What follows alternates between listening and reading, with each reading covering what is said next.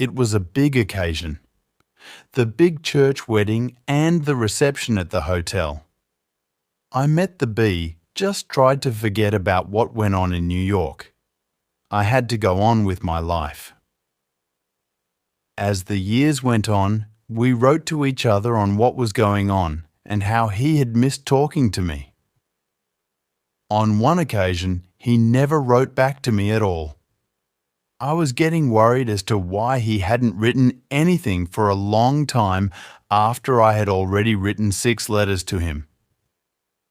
Well, just when everything seemed hopeless and sad in my life, I got a note that said, "Meet me at the fence where we used to talk about things."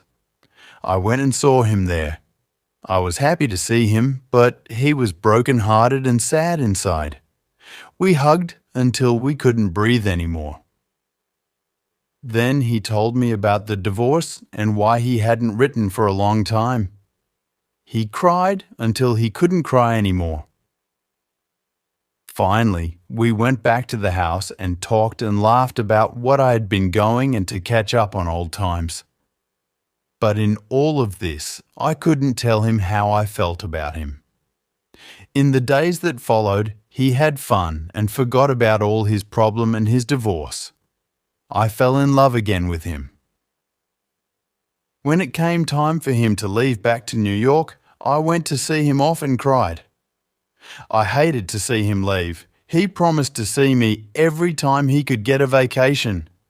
I couldn't wait for him to come so I could be with him. We would always have fun when we were together. One day he didn't show up like he said he would.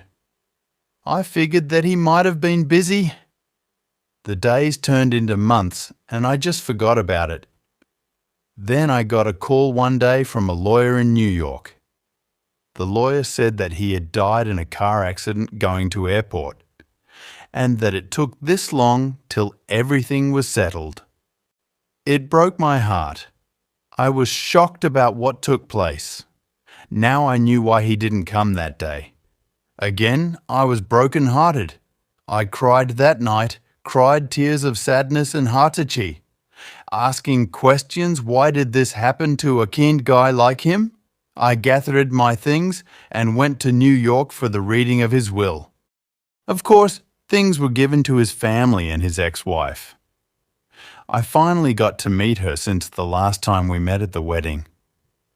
She explained to me how he was and how he always provided, but he was always unhappy.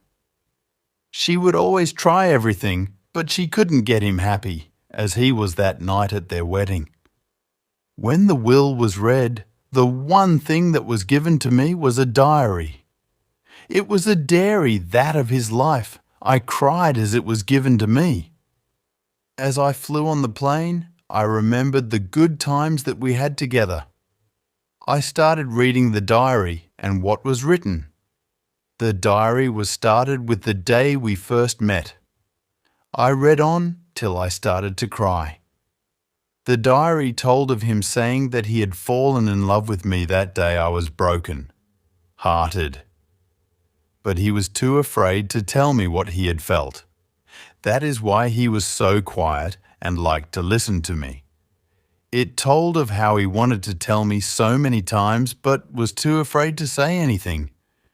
It told of when he went to New York and fell in love with another. How the happiest time he had was seeing me and dancing with me at the wedding. He said he imagined it was our wedding. How he was always unhappy till he had no choice but to divorce his wife. How the best time in his life was to read the letters written to him by me. Finally, the diary ended when it said, "Today I will tell her I love her." It was the day he was killed, the day I was going to finally find out what was really in his heart.